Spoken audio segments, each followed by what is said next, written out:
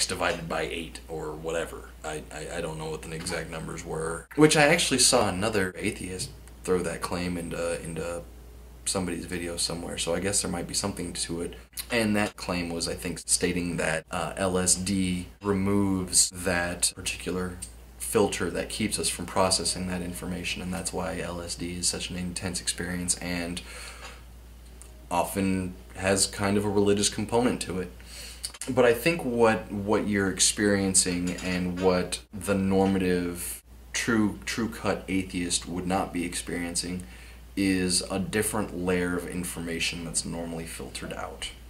And so we're getting this extra degree of information reaching our conscious mind, and we have no choice in terms of our own subjective experience to accept that it's there, that there's something there. I mean, we can either fight against it or we can go with it. And I'm a Taoist. I'd tell you just roll with it. And I think this extra layer of information would account for so-called psychic phenomenon. Our brain is a lot more capable of processing information than we give it credit for. I think our subconscious minds process that information that doesn't reach our conscious minds, and when we are willing to reach into the subconscious, the information that if we had been able to receive it all consciously, we find it already processed or partially processed, and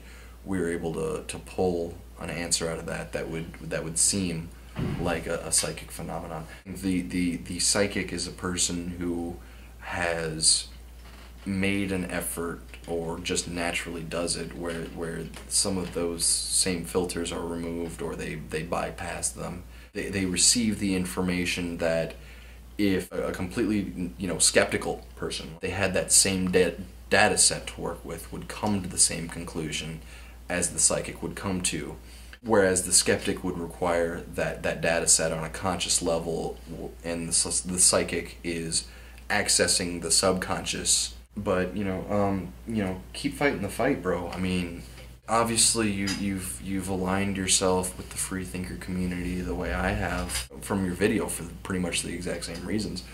And I think what some of the other pantheists or deists or whatever that are out there do is, if we are willing to engage a skeptic or an atheist, they're not our enemies. They're not out there like, oh, you're a pantheist, and they don't look down their nose at us. Because we're not the crazy dogmatic folk out there, that they don't have any reason to. We're on the same side. We may not agree on things, but we're not diametrically opposed to each other. How I was saying that I would like to see the many worlds interpretation disproven, if it can be, or if it's not the actuality of the situation. Yes, I hypothesize that it is the situation, but if it could be disproven, then that would make me just that much more of a skeptic.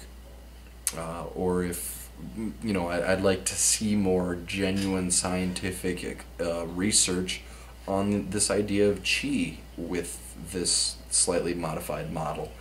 Just because it was a bad theory in the past doesn't mean it can't be changed to be a good theory in the present, or a hypothesis until it gets the testing, publication, peer review, all that fun stuff. But because we're not trying to say science is a lie, we're not trying to create this bizarre set of rules of logic and rationality, and we encourage mankind to plumb into the depths of knowledge to the greatest degree that we're capable.